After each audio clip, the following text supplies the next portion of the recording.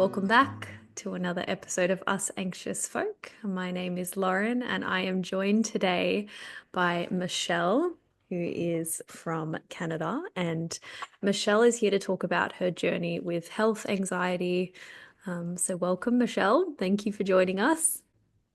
Thank you for having me. I'm really happy to meet you face to face, Yeah, so to yeah. speak. Yeah, computer to computer. Hello, Eddie. Sorry, Eddie. So let's, as always, jump right in. Tell me your health anxiety story. Um, where to begin?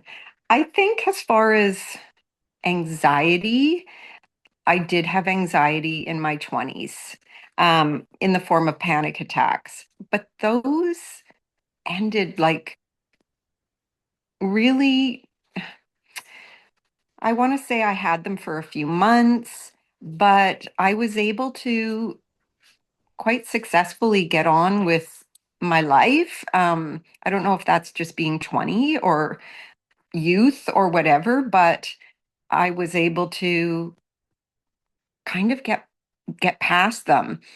Dating, met my husband of almost 30 years. We had a daughter together. So it really didn't impact my life, but health anxiety really came about. Um, for all the women out there going through perimenopause. It started in perimenopause, but Right. I didn't realize I was experiencing symptoms of perimenopause. So my biggest symptoms out of the blue were episodes of racing heart, Hmm. and they were terrifying. I don't know if most people experiencing it um, would have had a less anxious uh, reaction to it. Mm. Mind you, when your heart's racing, that's a pretty scary thing to happen. But my brain couldn't let it go when I was told, You're okay." They Yeah. didn't tell me it was perimenopause till years later, Hmm.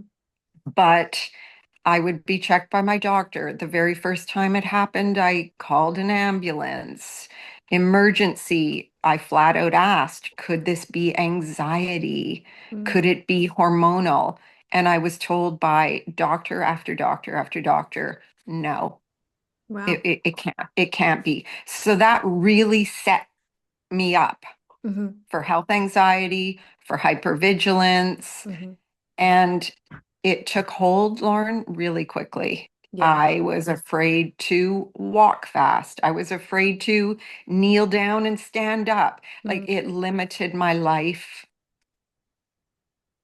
very much so, very much limited my life as far as constantly trying to um, control and keep everything Yeah. status quo. Yeah. Yeah.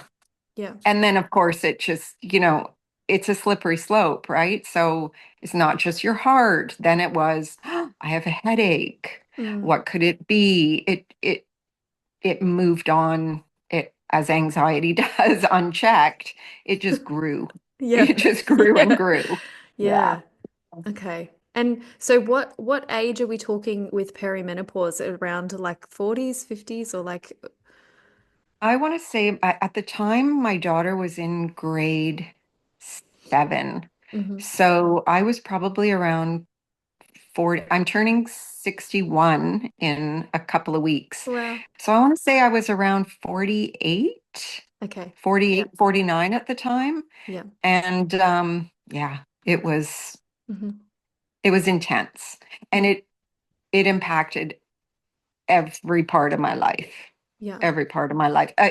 Meaning the health anxiety did. Yeah. Yeah. Yeah.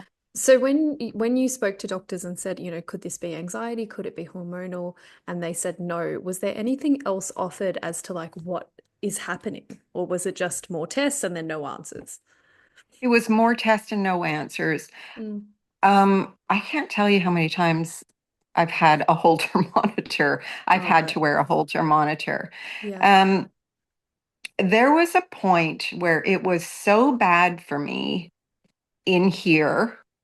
And I really want to say, like, emboldened by the doctors not knowing Mm-hmm. and questioning that. I remember one night, the lowest point, I had strapped a, what do you call it, like a heart rate monitor. Mm-hmm. This was prior to like the iPhone watches and stuff, around my chest and went to sleep with that around my chest because I didn't have anyone saying, Yeah. listen, this is what you've got. Mm-hmm. Um, it did reach a point though where my own GP was like, we don't know what it is. We're pretty sure it's not going to kill you, but your anxiety's making it worse. Right. Yeah. Yeah. Okay.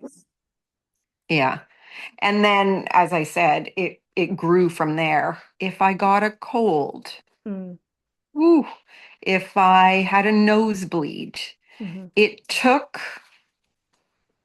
everything here to the extreme of what it could be. There was Mm-hmm. no, oh, let's give it a day or two and see.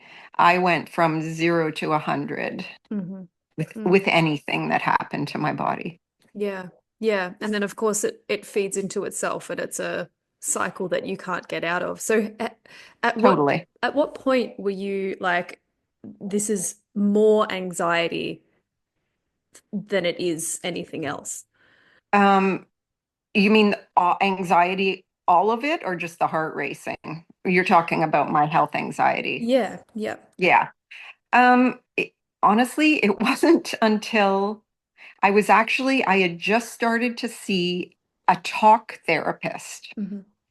about it because I didn't really know. I believed with every fiber of my being at that point, like I had crossed over. So even if a doctor had said to me, I 100% guarantee you that this is fine and you'll be fine, I wouldn't have believed him.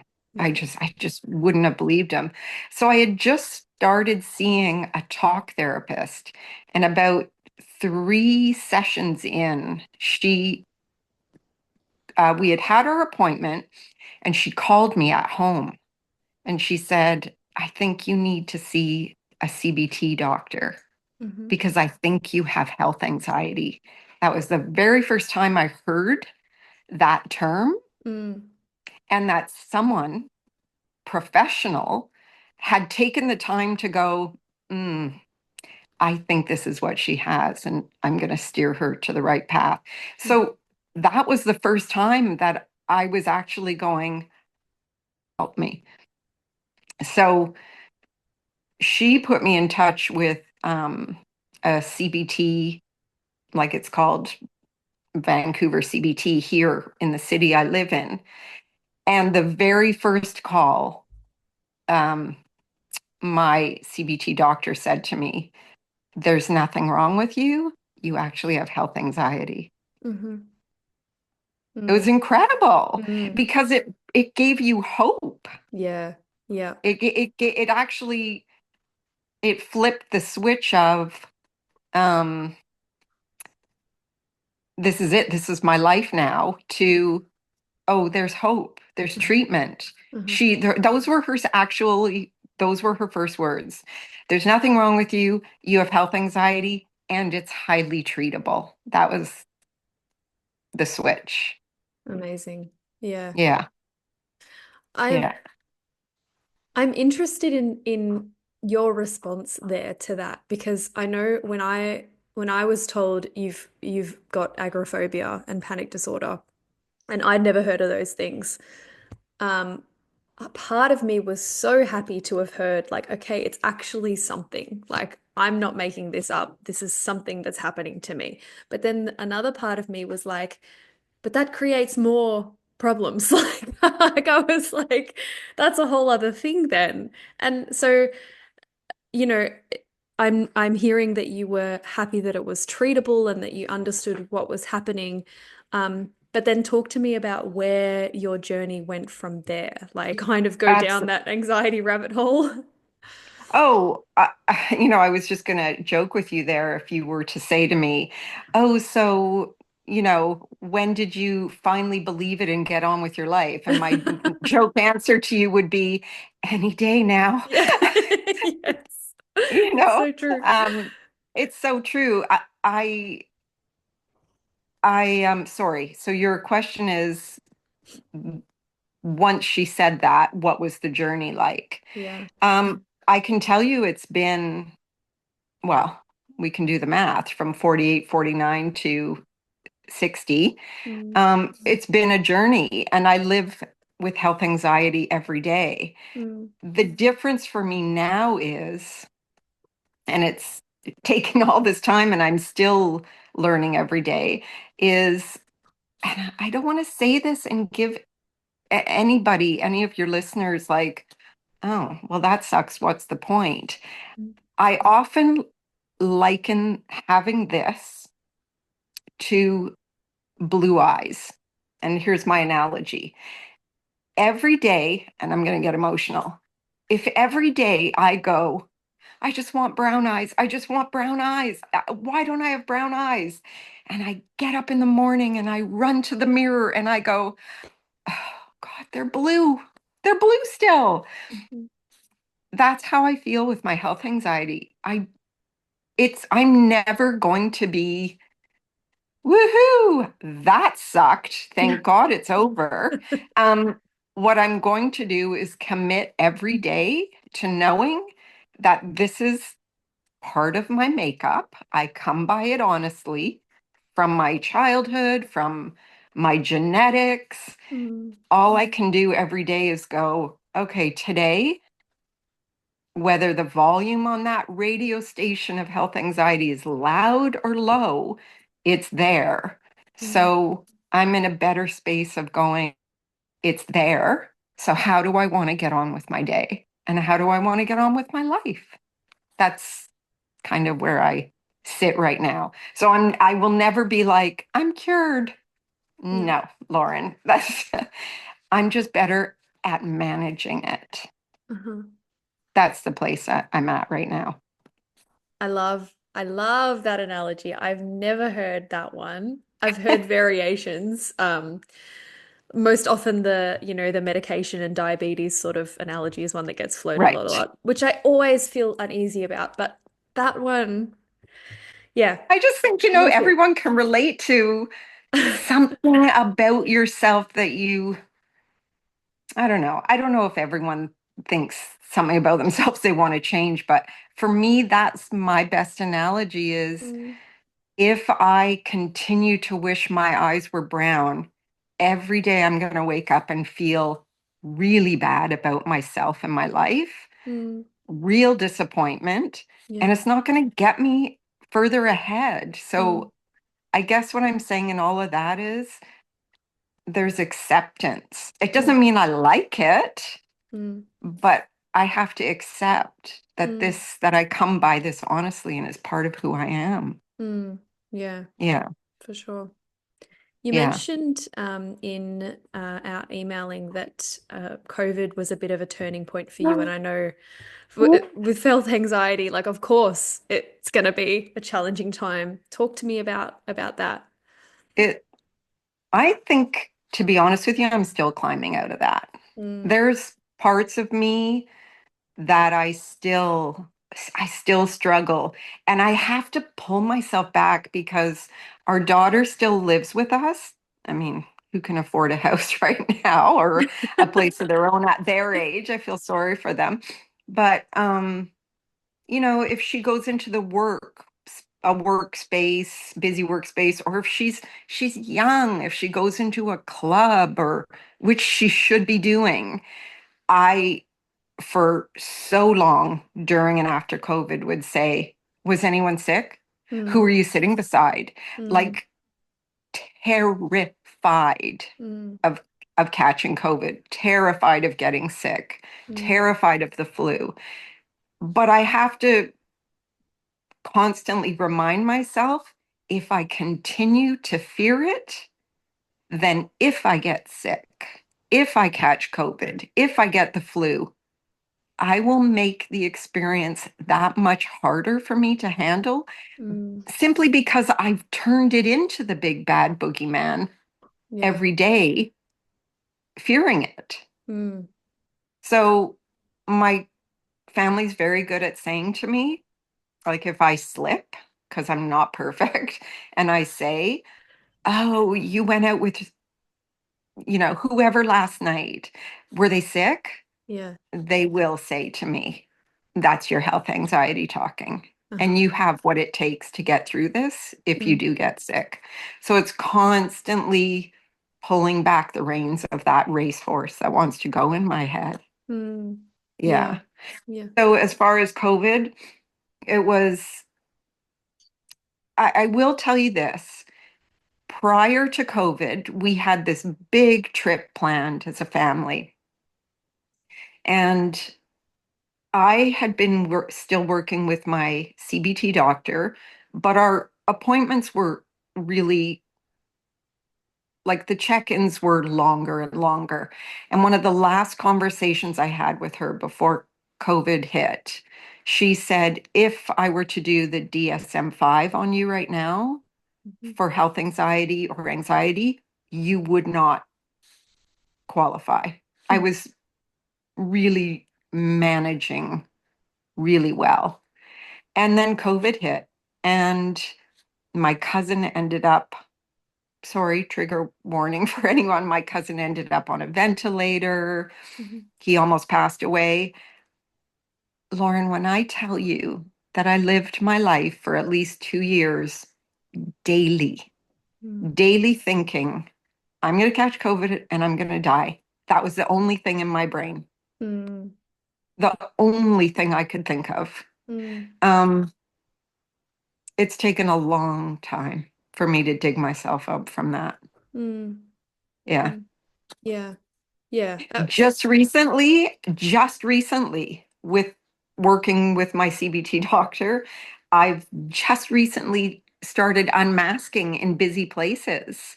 So I Right. know that's a personal choice. I know Mm. there's no right or wrong if people still want to mask for whatever reason. That is a personal choice. There's no right or wrong answer. But for me, if I want to feel healthier and happier, Mm. I personally need to take steps Mm.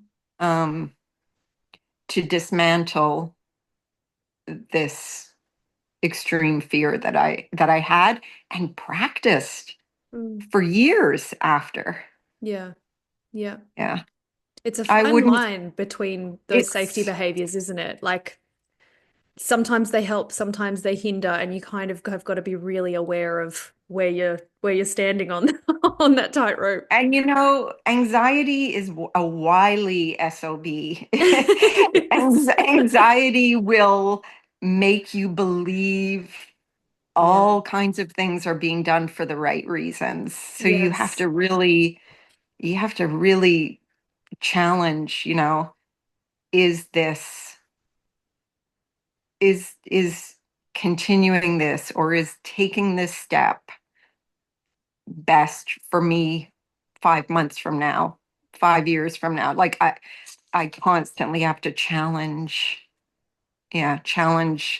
because I can justify the hell out of continuing to wear a mask or to Yeah. not go to that party. Mm. Um, but what's going to what's going to hold me down Yeah. more? Yeah. Yeah. Yeah. So what does a bad like I use the word bad loosely, but what does a day look like for you where lots of sort of triggers come up? Or what are the thoughts that you have and what sort of things are you feeling on a day when you're, maybe not managing so well? It's usually um it's usually triggered by something. So it would be like if I had I'm trying to think of a good example. Like a year ago I had to do an MRI. Mhm. That would that would be consecutive bad days leading up to it. Um, or if, yeah, it would be triggered by medical appointments, um, something like that looming, Mm, or uh, I'm trying to think. It used to be years ago where my body would be a trigger. mhm, And then that would be a horrible day because I would drop down into my body and I would just monitor all day. mm. I would, feel my pulse, or I got so good at feeling my pulse that I didn't even have to feel my pulse. I could just mentally drop into my body and be able to count my heartbeats and stuff like that. Yeah. Um, so it's usually like a medical appointment, or if I were to randomly have like a racing heart or something, Yeah. the difficult day would be me dropping down into my body and Hmm. staying there. Hmm. And then nothing else exists, Lauren. Right. Nothing. Like, if people were like, do some deep breathing, watch a show you like, huh? No, man, I got to stay on top of this. Yeah. Yeah. Yeah. Okay. And what I know it's hard to pinpoint the kind of thoughts because, you know, therapists have asked me over the years, what are you thinking when you're panicking? I'm like, I don't know. I'm just panicking. But is there a particular thought? Right. Is it like I'm gonna need to go to hospital or like, Yes. As a matter of fact, my husband will say to me, "You say the exact same words every time." oh, really? So I'll say, "I'm going to die," Yep. or "I'm afraid I'll need to go to the hospital and need medical intervention," Hmm. which we laugh at because most people, or for many people with health anxiety, it's, "Oh, get me to the hospital because then I'll feel better because then I'll be Mm. checked." Mm. No. If you suggested for any reason I go to the hospital to get something checked, yeah.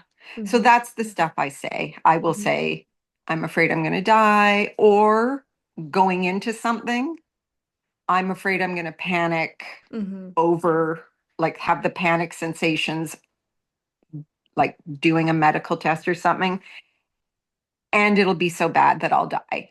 Yeah. So I repeat the same things. Hmm. It's, I can't handle this. I'm going to die. I'll need medical intervention. It's Yeah. always that trifecta of fear. Mm, mm. It's a great fear Yeah, sandwich, isn't it? Do you, isn't it? how do you approach things like appointments, like dental appointments and, you know, those kind of things where you know it's sort of someone's going to be dealing with your body? Yeah. I think the first thing that I've come to do is I ask my why. So dentist appointments are not fun, Mm, not fun for me, but I use terms like, why am I doing this? Or is this a life non-negotiable? hmm. So for me, I'll say to myself, for example, the dentist, this is a life non-negotiable. You Mm, have to keep your dental hygiene up. hmm. So I start there. And then usually what I do is I take out my phone notes and I'll actually sit and write, um, why am I going? What do I know about this? So Yeah. I know the hygienist, I know the dentist, I know the rooms. Um, this is a safe environment. And then Mm, I move down to reminding myself of my resiliency, my history of success in previous appointments. mm, And then after I make it through the history part, I'll literally write stuff like, you've got this, you can do this.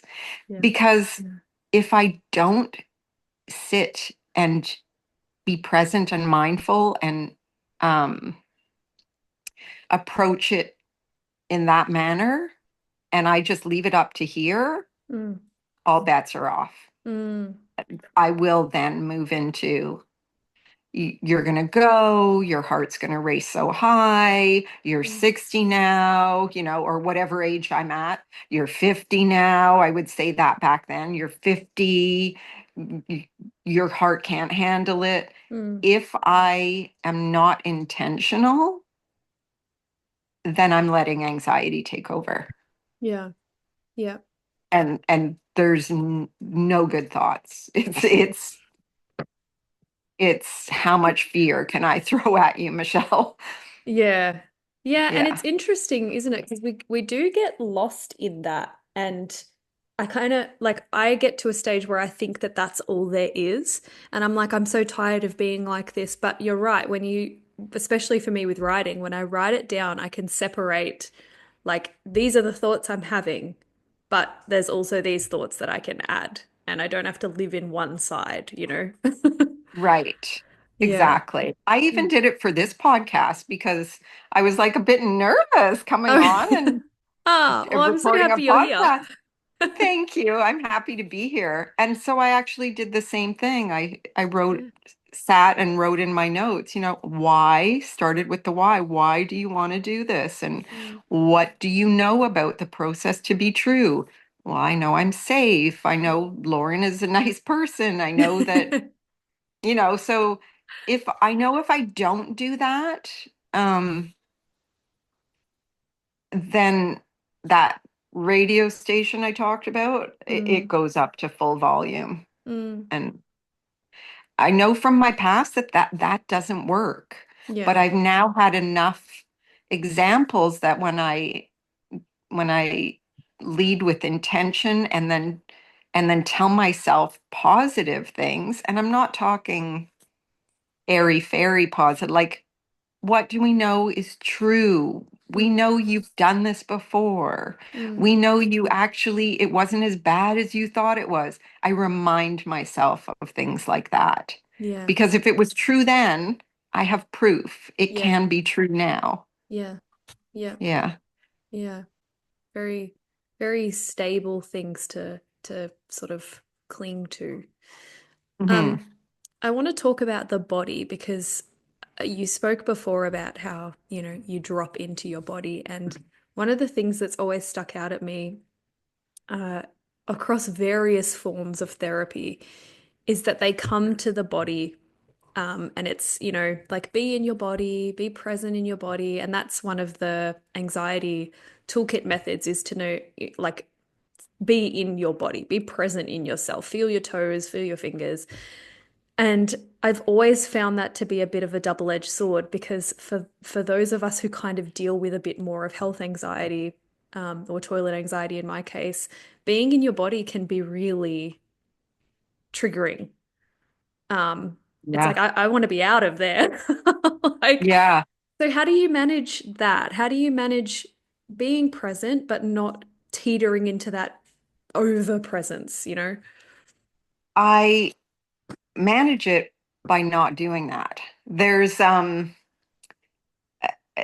a friend of mine said that it would be like,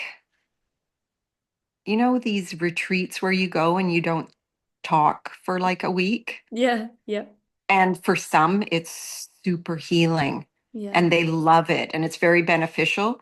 But for others, it would be torture and a nightmare. Mm, That it would be the same for me. So hmm when I'm dropping down into my body and I can really uh, hyper focus, that lens gets really intense on my heart rhythm and everything I'm feeling. That's when I know get out of your body. Like, hmm so meditation really doesn't work for me. hmm Um, I I'm not a big proponent of those kind of things because simply because I know it doesn't work for me. hmm Being in my body, being mindful of my body is part of what got me into this. mm, yeah. So for me, I try and think of widening the lens. So um what works for me is like being out in nature. There's some secret sauce for me too about visually being occupied and my hands. So like an example would be, I don't know, knitting and watching a favorite show. There's something about your hands being busy and my brain, Hmm. but being one with the body and stuff, that Yeah. that's not a good thing for me. Yeah. Yeah. It's interesting because what I'm hearing from that is that old adage of like, different things work for different people. And I think we forget that in the mental health space because so often Totally. it's do breath work, do meditation, do obviously people do say get out in nature, but there's those common things that are prescribed across the board. And I I think those things are prescribed for people who have garden variety stress. yeah. But I personally believe for me, that doesn't work. Hmm. And for anyone who's really struggling with being hyper aware of their body, that would be torture. Yeah. And then you're doing yourself a disservice because along with that, you're going, wait, why isn't this working? What Mm, am I doing wrong? Well, I yeah. don't think you're doing anything wrong. It's the difference of someone, I don't know, liking onions and hating onions. Like Yeah. it's okay to hate onions. It's okay to not do breath work, Yeah. you know? Yeah. Yeah. I really like that. I mm. So in terms of health anxiety specifically, what would what do you think should be kind of the go-to when somebody is newly diagnosed, like knowing that everyone's going to be different and yes, not everything is going to work for every person, but with health anxiety in general, is there something that you think should be sort of they should be pushed towards to a degree? I don't know. I don't know because I have a very good friend who I met through the community of in health anxiety. And if you talk to her, what would really be difficult for her isn't difficult for me. And what's Mhm. really difficult for me, she wouldn't bat an eyelash at. And so even when we talk about our experiences, even when I hear something that resonates with her and helps her, I'm like, "Wow, that wouldn't make me feel any better." So Yeah. I don't know if there's something, all I can say is, um, you, the biggest thing that I would want to say is there's nothing intrinsically wrong with you here or Yeah. here.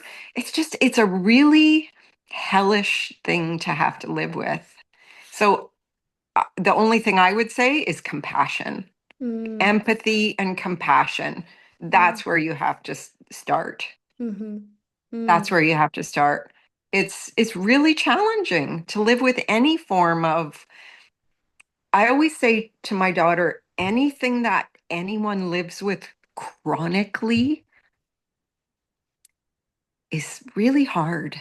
yeah. It's really hard to live with. So that's what I would say. If there's Mm-hmm. one thing, I would say compassion Mm, and empathy for yourself, mm, and mm-hmm. then build off that.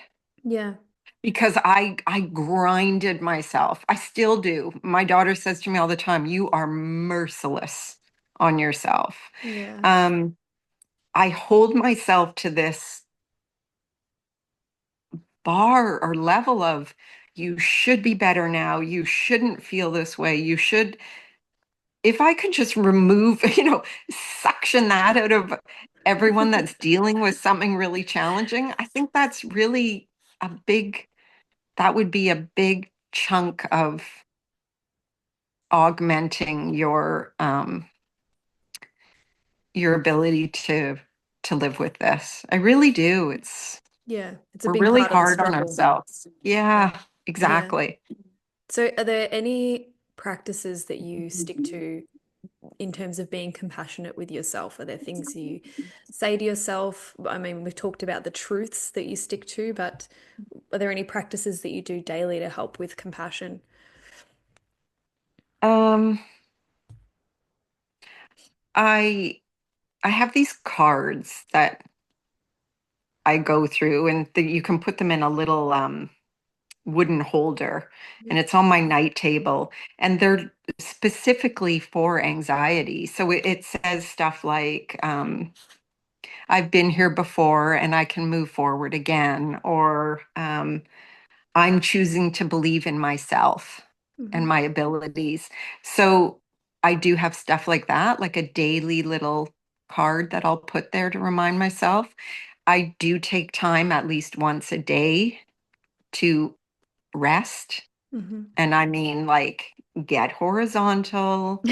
Um, and I usually do progressive muscle relaxation. It's wonderful. It's about 15 minutes, Hmm. but I do set an alarm on my phone and take the time at least once a day to go somewhere, be quiet, Hmm. do progressive muscle relaxation. And I will say it's not to get rid of my anxiety. It's Mm. not to make me try and calm down. It it has nothing to do with that because that's not the way it's going to happen. It's just to to give myself kind of like a breath, Mm. give myself a pause in the day. Yeah. Yeah. Yeah. Yeah. So important. Are there any things that you wish people knew about health anxiety, like any misunderstandings or myths or See, I'm already tearing up. I wish they knew how hard it was and how strong anyone who deals with chronic anxiety. It's hard. Yeah. It's hard. Yeah. Yeah, Yeah. It takes a toll. it Uh, does. what do you wish that the medical professions had in place for, someone facing perimenopause and not understanding what's happening? What do you think they could have done that would have changed things for you, maybe? I, you know, I've thought so much about this because it impacted me so much. Mm, I do know doctors get on anxiety, not perimenopause, but on anxiety itself. I think the statistic goes if all their training was a month long mm, to become a doctor, like if you condensed it to a month, I think the statistic is they get 15 minutes mm, learning about anxiety. So I wish that doctors knew more because that very first time in the hospital when I called the ambulance all those years ago, and he said to me, no, there's no way this can't be anxiety. And he was specific. He mm. said, not this high. Your heart would Oh, never go this high from anxiety. And oh, that's when it was like, then it became a numbers game for me. Oh, yeah. how high is it going? Is it that number? Um, had that person been trained in anxiety to say, well, all her tests are normal, I think there's a mental health component that everyone experiences to be human Mm, and to be able to look into that. But it's they just don't have the training. My own doctor does not have the training, the time. I had a panic attack once in front of her mm, and she yelled at me while in a panic attack. And mm, I started to have a panic attack and I just very weirdly calmly said to her, "Can you just give me a minute? Because I think I'm having a panic attack." I said it just like that. And she did not know how to cope and how to deal with it. So I just wish that the medical community was given more training. And then, of mhm, course, I wish they were also more trained on perimenopause. For people who are Gen Zs, or I think millennials, the world's changing. And I think Mm, there's real information now being shared and hmm discovered about perimenopause. mm, But it floored me. That change really impacted my life. mm. It was actually, I just recently heard that Oprah said for 5 years she had racing heart episodes, Wow. went to four cardiologists, nobody could tell her. And she actually said, I went to bed every night thinking, I'm going to die. I'm going Yeah. to die. So there definitely needs to be um, more in-depth training and knowledge shared. Mm. Um, yeah, Mm, yeah, I know a lot of the friends I have from mums groups and things like that, all around the same age and all experiencing the same kind of symptoms. And right. doctors are very quick to pass it off as like uh, just not saying, oh, it's probably a hormone change and it could be perimenopause and this is how you can support it. It's just like, oh, well, it's not Right. that. It's very just like put that over there, which is a shame. But I agree with you that I think things are changing and there's more information, there's books, there's, like there's readily accessible information saying there's nothing wrong with you. This is a normal sort of path that your body's going to take for a Totally. woman. Yeah. And I Yeah. don't think people should be getting medical information on off social media. However, Mm, it's so readily shared and available now. I mm, think the greatest thing is that people are able to see it and mm. think, oh, I'm not alone. Yes. Yeah. Yeah. Yeah, Absolutely. I think, yeah. Whereas I still find that when you go to places like hospitals and things like that, which I work in a hospital, I love my job, but it's still a place where you don't have that soft space to land with your mental health, which is saddening. Like, I feel like there really needs to be that place of comfort rather than, oh, well, it's not medical, so, you know, exactly. you're fine. It's like, Exactly. And I think also back to your question about what would you want people to know about what it's like to have health anxiety or an anxiety disorder. I would want people to know that I'm no different than you. mm, I just, you might have chronic headaches or you might have heartburn all the time or something. I also live with something. I live with an anxiety disorder, but that doesn't make me less funny or less intelligent or less capable mm, or less interested in the world. Like I'm just like you. mm. Um, but I also have this little thing right here. Yeah. Yeah. Yeah. Yeah. What would you say to your past self when you first started sort of struggling with health anxiety? What do you wish you could go back and say to yourself? I would probably say mm, that everything you have is right here. You don't need to seek so much validation and security from others, Mm, that it's here. mm, I've got you. mm. Yeah, I think that's the biggest thing. You're going to be okay. Yeah. But me saying it instead of me looking for others to, am I okay? Am I sick? Do you think this is okay? Like I Yeah. want you to know that I have that. Mm. Yeah. I need that one too. I needed to hear I that know. from me as well. That's why I was smiling because yeah, I'm looking for it in other people as well. And I would love to go back and tell myself that you will do it. You, only you. Yeah. Yeah. But we know why we Mm, don't do it for ourselves because Anxiety's a bitch. It loves to tell you, you can't do that. Yeah. You need other people. So I guess maybe to add to the answer would be that voice in your head, that's actually not you. That's anxiety. Mm, That's not you. mm, But I hear it as me. yeah. I hear those scary thoughts as me.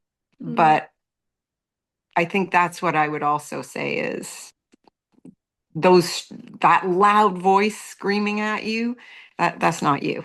That's anxiety, and it wants you to not believe in yourself. That's the very nature of anxiety. yeah. It wants to always be sure that you're safe. Yeah. Of course it's going to tell you Mm, you can't trust yourself, you're sick, you're weak, mm, this you can't do this. That's mm, literally the nature of anxiety. It's doing its job. Well, I'm going to turn that volume down and I'm going to listen to me. mm, I can do this. I have proof. I have mm. proof. Even if I have proof and it was really hard to get through it, I still got through it Yeah. while that voice was screaming at me. So, yeah. Yeah. Yeah. Here. Yeah. Yeah. Yeah. Yeah. Yeah. I'm I'm really I'm really honored that you've come and shared um these things about yourself because I know that it's challenging and can be nerve-wracking as well. But I've definitely gotten value from from everything that you've shared, and I don't necessarily deal with a lot of health anxiety, so I know that it's made a difference for me. Um, if you could leave the listeners with one thing, what what would it be? What would be your most compassionate advice when it comes to this? I have so many thoughts in my head. What would I say? Um, you know, inside you want to just do the trite, it's going to be okay. Mm, um, and some days, and sometimes for weeks, you feel it's not okay. It's not going to be okay. I think I would want them to know life is precious. mm, It's challenging. mm, What I'm working on is you can still have a life that's valuable and honorable mm, and lovely and mm, precious, even while experiencing anxiety. Life is like this. mm. Life is like this. Um, and it's going to be okay. It comes back to that, doesn't it? But It's going to be okay. that was perfect. And I know I said that was the last thing, but I'm just really curious, what does that precious life look like for you? What are you working on? What's next for you? Where are you That's the going? thing. That's the thing, Lauren, that I've learned. You get to decide Mm, what a precious life looks like. Not Instagram, not your friends, not even your partner, not your children. You get up every day and say, what do I want to do today that is okay for me? mm, No one's writing the rules. I have let decades go by where I think, well, they did that. I should be doing that. Well, why aren't I going here? If I if I have however many years left in the world, I am determined to spend my days doing things that make me feel pleasant and joyful and doing the best I can. And nobody gets to decide that but me. So if it means I went to the store today and I got a stamp and that's all I did, I had a pretty good day. I had a pretty good day. I'm going to define it. Yeah. by no one else's standards. Yeah. Amazing. It's not even 11 a.m. and I'm already crying. So thank you for that. Yeah, I know I've had to hold back so many times, but um, That's I, beautiful. yeah, no one gets to define your life. Nobody else gets to define your life or Mm, label it or anything. mm. Thank you. Thank you for giving me that gift today. You're welcome. It was so lovely talking to you and sharing and um yeah, it's life is a lot. Mm, Um